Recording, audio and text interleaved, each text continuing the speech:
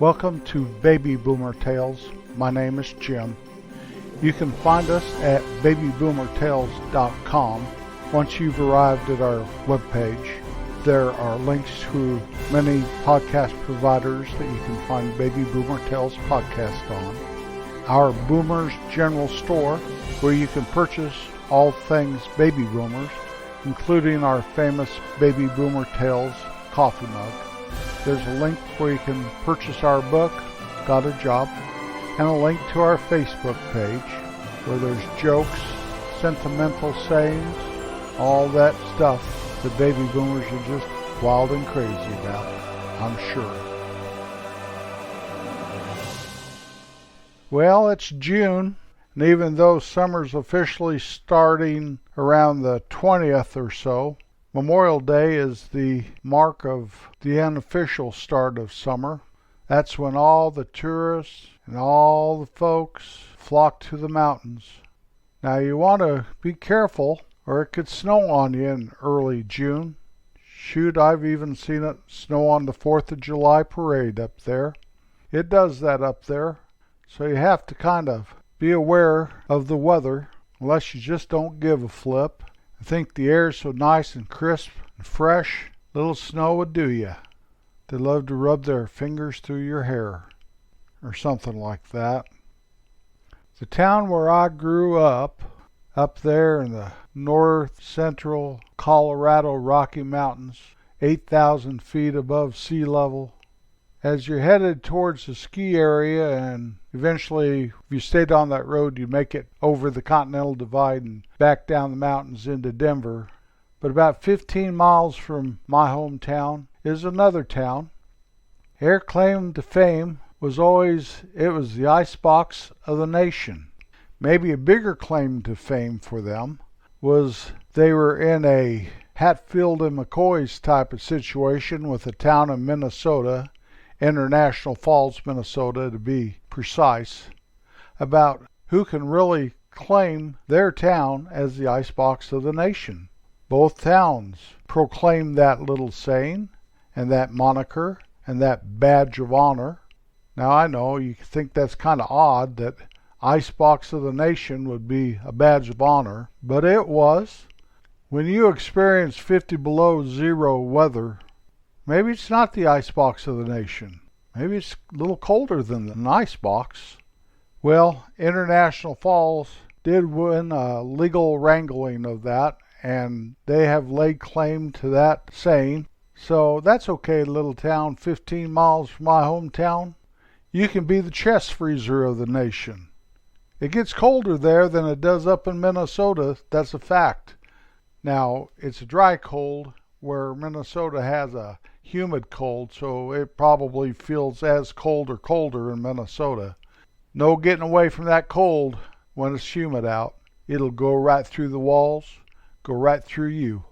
Up there in north central Colorado mountains, really all you have to do is throw a down coat on and you're toasty.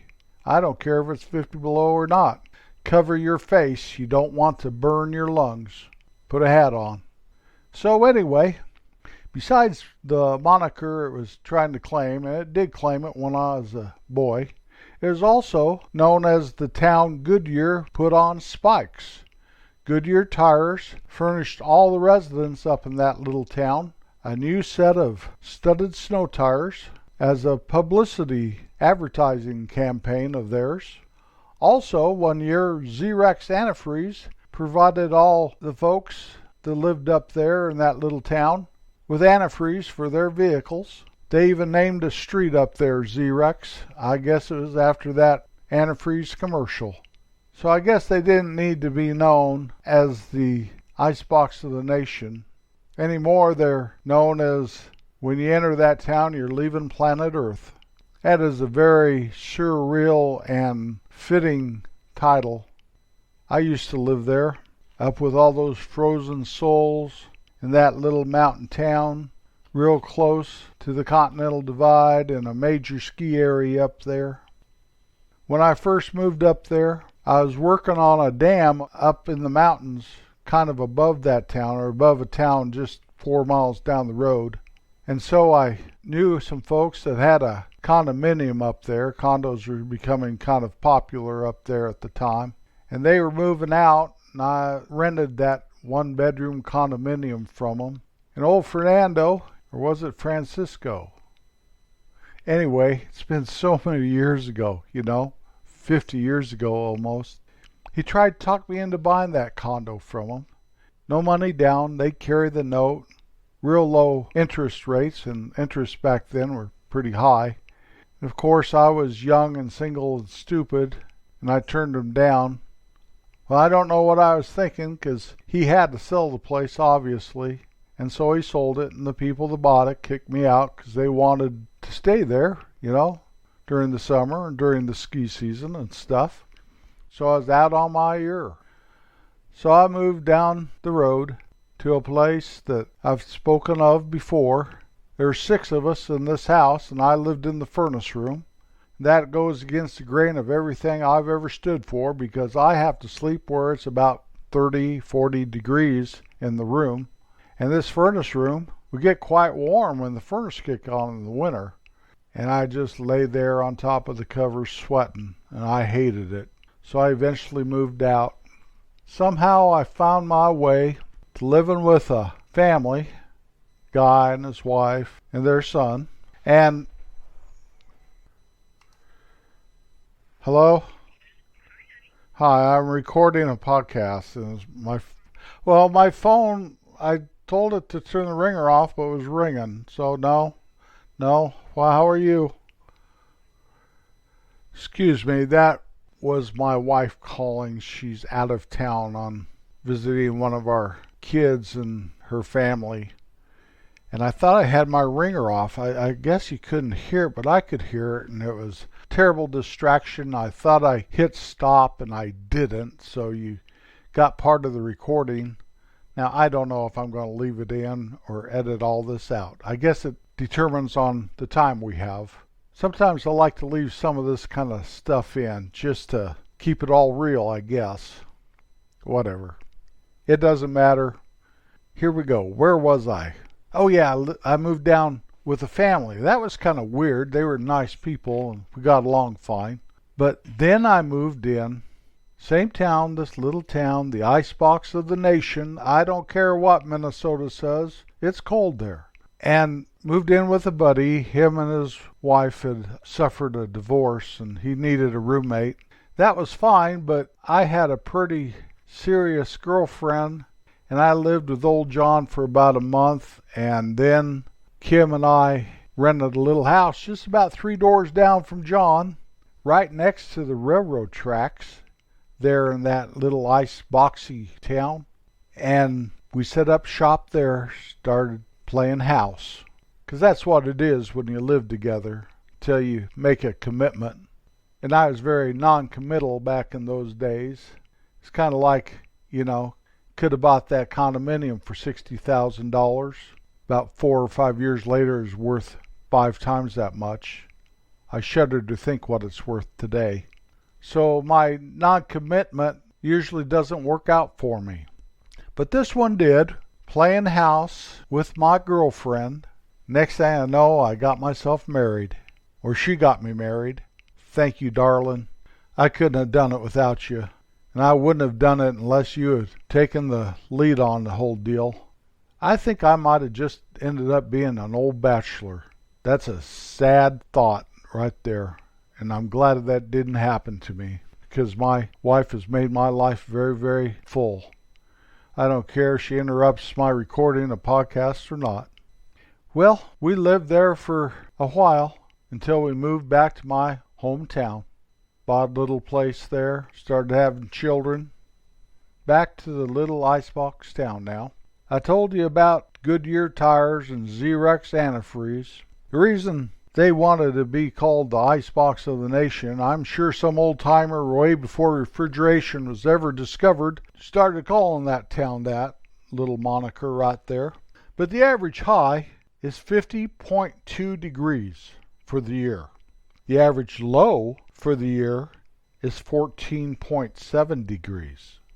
The all-time record high is 98 degrees. And I can't even imagine that. I always remember if it got in the 80s up there It was hot. The all-time record low was 53 degrees below zero. Yeah, don't think 53 degrees, you Florida folks. 53 below zero.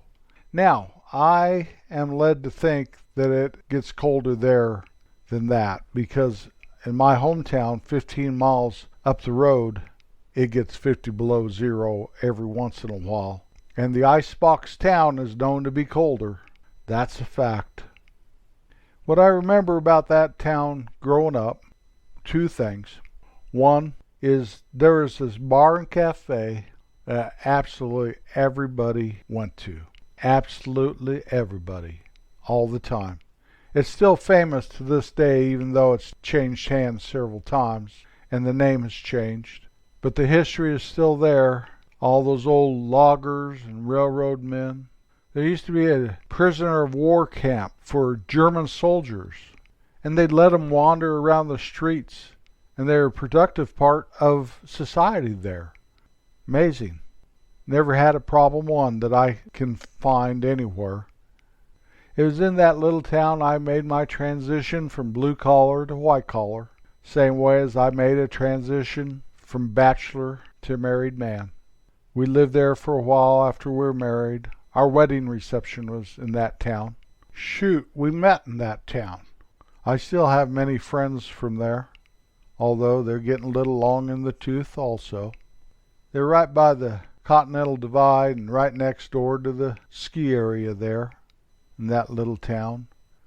And the population has gone from about 500 when I was a kid to almost 1,500 or maybe more now. But there are so many second homes up on the mountains overlooking that town, overlooking that little town where the railroad tracks run through it and the river runs through it and the cold is pushed down from the mountains surrounding it. The biggest event I ever witnessed in that town is about half of the downtown burnt down one night. I was probably about 16. We drove up there or caught a ride up there and watched the fire burn for hours. Old wooden structures, this old hotel that took up most of the one side of the block. Fire departments from all the little towns all around, battling the blaze. There's a old mercantile building there by the tracks that my friend Larry used to own. I think his son owns it now.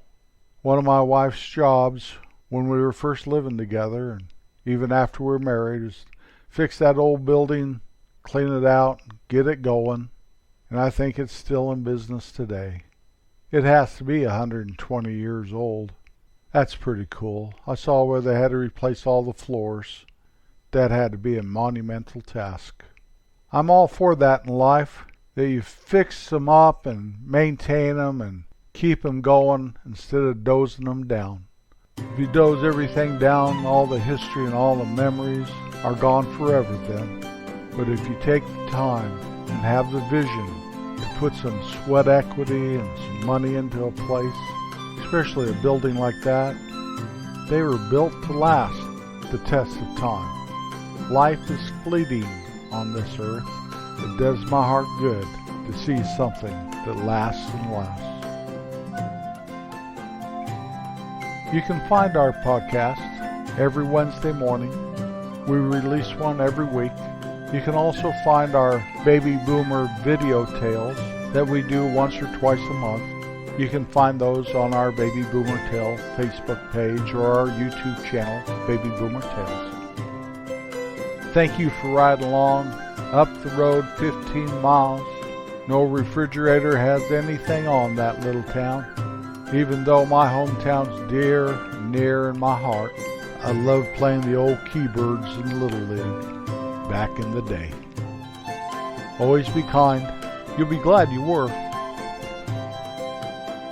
I'll be back next Wednesday. Peace out.